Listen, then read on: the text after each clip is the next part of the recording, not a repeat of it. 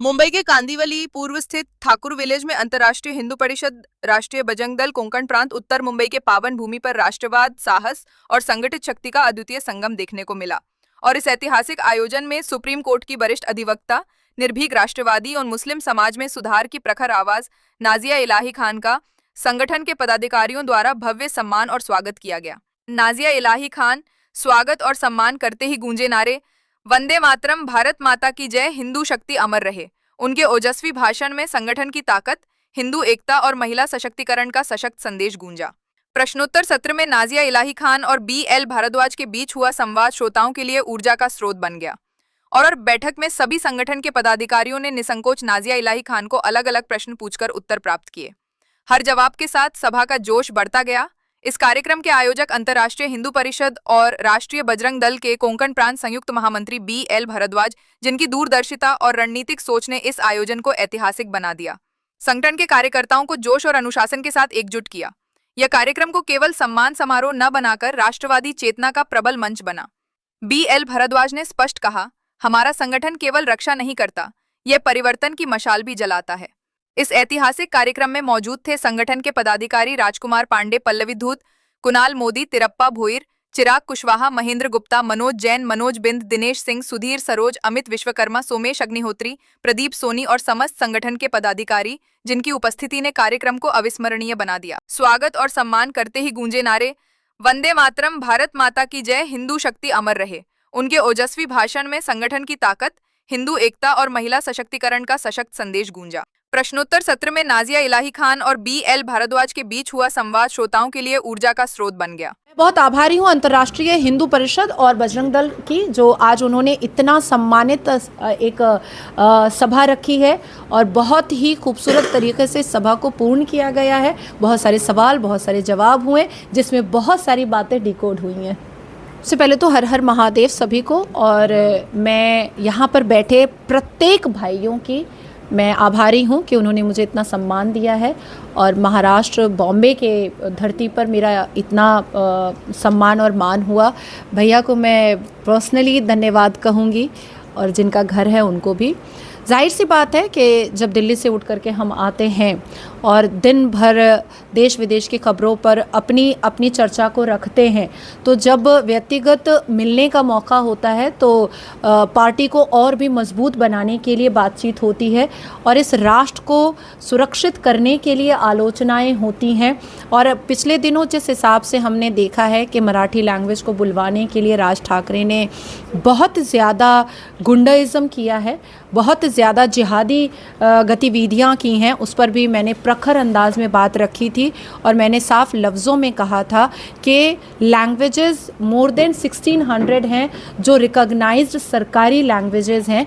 हम सबका सम्मान करते हैं, लेकिन मार पीट करके आप किसी को भाषा नहीं सिखा सकते हैं। उस पर भी आलोचना हुई है, गौ रक्षा पर आलोचना हुई है। यहाँ तक कि बजरंग दल के लड़कों से, बच्चों से ये भी बात हुई है कि आने वाले वक्त में 120 करोड़ हिंदू अपने घर में कुत्ता ना पाले, बल्कि गौमाता पाले, नंदी पाले।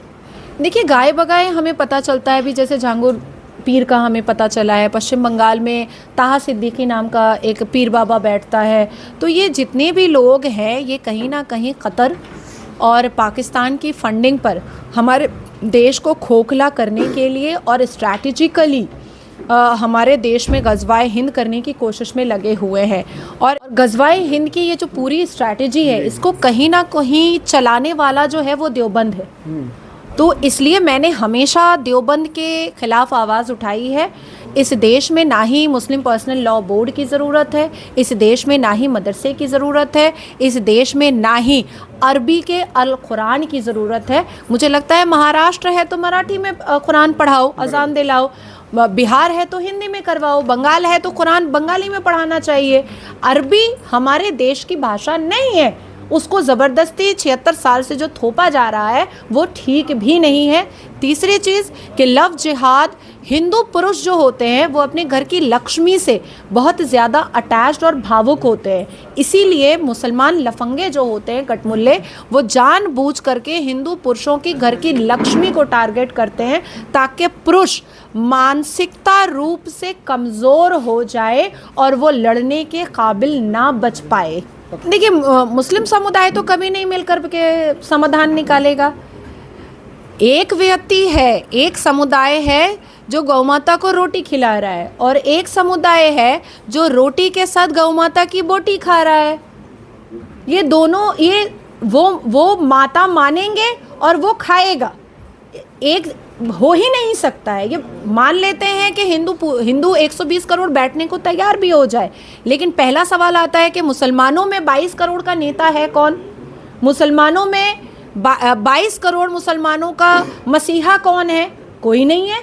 अब मदनी को बोलेंगे तो दूसरा खड़ा हो जाएगा, फिर तीसरा खड़ा हो जाएगा। लेकिन हिंदुओं में क्या है कि मोदी जी ने बोल दिया तो बस बोल दिया, उनके यहाँ तो ये प्रॉब्लम है। दूसरी चीज़ आती है कि हमारे भारत के सरकार को एक पर्टिकुलर गौ रक्षा के लिए, गौ रक्षा को करने के लिए, गौ को रक्षा करने के लिए एक अमेंडमेंट लाना चाहिए, एक कानून बनाना चाहिए कि कोई भी, चाहे वो हिंदू हो चाहे वो मुसलमान हो, कोई भी हो, गौ हत्या करेगा तो उसको 3 साल की सज़ा होनी चाहिए और नॉन बेलेबल सेक्शन पर होनी चाहिए। जितनी भी संवैधानिक चीज़ें होती हैं या जितनी भी राष्ट्रभक्त की चीज़ें होती हैं उसमें मुसलमान सहयोग नहीं करता है, उसमें वो अगेंस्ट में ही खड़ा हो जाता है। कई बार कट्टरपंथ और जिहाद के खिलाफ खुलकर बोला है। क्या गौ हत्या जैसे मुद्दे पर बोलना मुस्लिम समाज के लिए, आपके लिए चुनौतीपूर्ण होता है? नहीं, बिल्कुल नहीं होता है। मैं पूरी की पूरी राष्ट्रभक्त हूँ।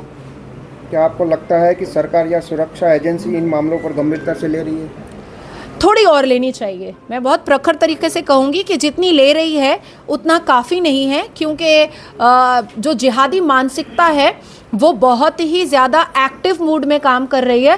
तो सुरक्षा एजेंसीज़ को और हमारे देश के कानून के माध्यम से जितने भी शासन और प्रशासन है उनको और भी ज़्यादा एक्टिव हो जाना चाहिए। मुझे लगता है कि अगर जिहादियों से हमारे देश को बचाना है, आतंकियों से हमारे देश को बचाना है और इस्लामिक मानसिकता से हमारे देश को बचाना है, तो प्रत्येक मज़ारों को तोड़ करके स्कूल बना देना चाहिए।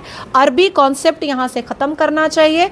अल कुरान के हिसाब से भी मज़ार परस्ती गुनाह है, तो मज़ारों को तोड़वाना चाहिए। वहाँ पर भी यूनिवर्सिटी और वेलफेयर के जो इंस्टीट्यूट्स होते हैं वो सब खुलवाना चाहिए। और वाकई में देश में महिलाएं शक्तिशाली रहेंगी और शिक्षा बढ़ेगी, तो शिक्षा बढ़ती है तो क्राइम तो घटता ही है।